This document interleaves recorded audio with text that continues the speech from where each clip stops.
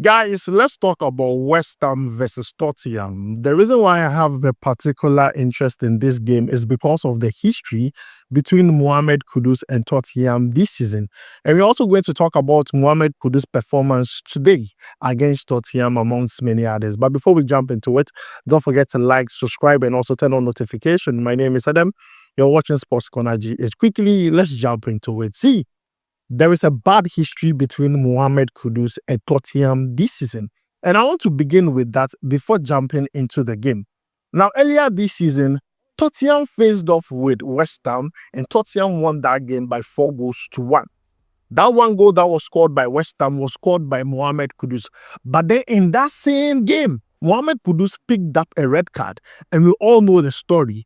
Kudus committed a foul on Mickey van der Ven, and the foul escalated. He was fighting here and there to the extent that Kudus was trending, but he was trending for the wrong reasons. And afterwards, he had a serious punishment for what he did on the pitch. He missed 5 games. And after that 5 games, when he resumed playing football, that was it. His form was gone. He couldn't score again. And everybody have been talking about that incident up till now. Now, once again, Kudus faced Tottenham today.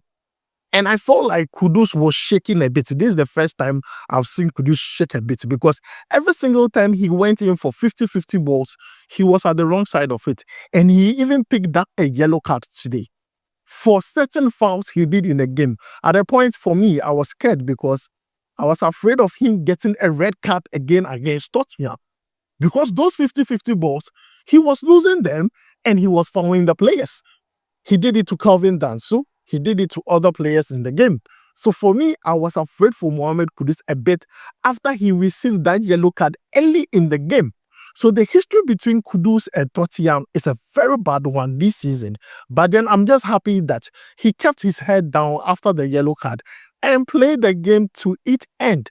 And I'm just going to tell you how Mohammed Kudus performed in the game. But before I jump into it, let's talk about the game itself. West Ham won, Tottenham won.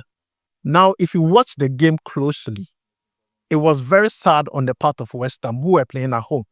Because the goal they considered, I felt like, once again, West Ham has some serious defensive problem.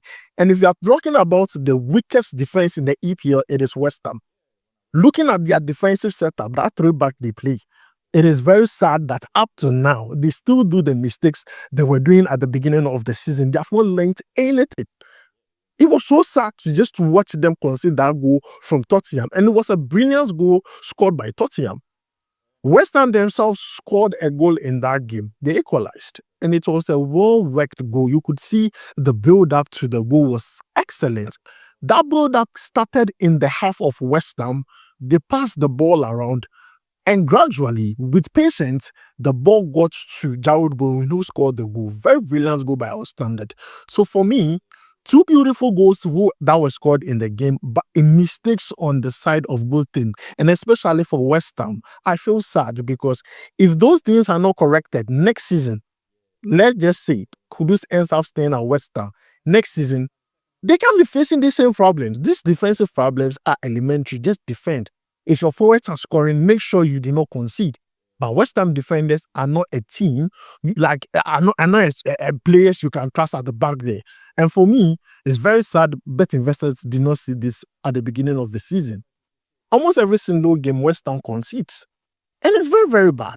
So for me, the game, mistakes happened. But then let's talk about Mohammed Kudus' performance in the game. He wasn't bad at all. Kudus today showed strength.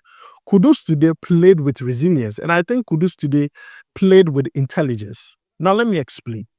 Kudus today is playing against a foe or an opponent with whom this season he had picked up a red card. So there is a bad history which I've already explained. So if he's not careful, that could repeat. And for me, at a point in the game, I was scared because that yellow card came too early. And there were 50-50 balls Kudus was going for that he was at the bad side of it. And I think the referee was lenient with him because certain fouls, if it was a very strict referee, he would have received a second yellow card and it would be a red card and people would be talking about it. But the second half, Kudus was calm. He was intelligent with his play. When he was going for 50-50 balls, he was intelligent about it. And I think at the back of his mind, he knows I have a yellow card. This is not the time to be reckless. I need to be smart about my approach. And he did that till the end of the game. That is why I said Kudus had a good game today. Also, with his impact, Kudus was very impactful for West Ham today. If you see Kudus, anytime he's on the board, then you know something is about to happen. Kudus, Paqueta, Jared Bowen, Aaron Wan-Bissaka, all these players really pushed West Ham forward. And I think these players are very instrumental for West Ham, especially under Graham Potter. They are the one who keep the whole team moving. These players that I've already mentioned. So today, Kudus' impact in the game was felt. Even Tottenham themselves know that no, Kudus was very, very, very dangerous. And the one man marking Kudus was Kelvin Danso, another Ghanaian who plays for Austria. He was man marking Kudus throughout the game. Throughout the game, he was man marking. So Kudus' yellow card was a foul on Kelvin Danso. Kelvin Danso was on Kudus almost every single time in the game. You get my point? So if a player is that important and he at a point in the game, he overcame it because it got to a point, Kelvin Danso was finding it difficult to tackle, to track Mohammed Kudus' movement. And I feel like Mohammed Kudus did a great job today. Now, let me take you through his performance in numbers very, very quickly. And this is by SofaScore. He was rated 7.0 by SofaScore. He played the full 90 minutes plus extra minute. If you take a look at his block shot, he had one block shot, no shot on target, no shot off target. Dribble attempted successful, 3 out of 5. Accurate passes completed, 17 out of 19, accumulating to 89%. Key passes 2. If you take a look at accurate crosses, 2 out of 4. Long ball successful, 1 out of 2. Ground balls won, 6 out of 10. If you take a look at other statistics here, you will see he made a tackle in the game. That was 1. He was fouled 1 in the game and was rated 7.0 by SofaScore. As I said, if you're having a green as your average rating, it is not bad. That means he did not perform badly at all. He had 2 key passes in the game. He was very influential in the game.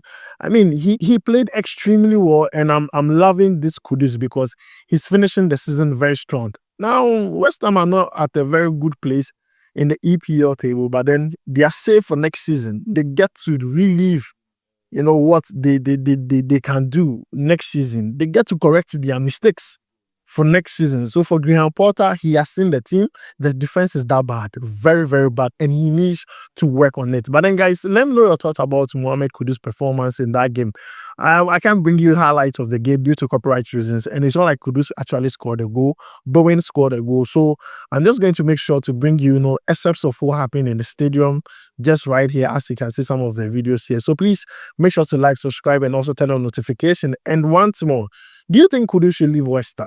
Do you think he should leave West Ham to another club? Because West Ham themselves are struggling. And I won't be surprised if 2 or 3 players who are their key players this season leave the club, because this West Ham team, you can't use it to compete for anything. And I think it would be difficult for West Ham to even make European places, looking at how the other teams are performing now. So guys, let me know your thoughts about it down below in the comments. Don't forget to like, subscribe, and also turn on notification. My name is Adam. I'm watching SportsCornerGH. I'll make sure to see you in the next one. Charlie, we go vibe.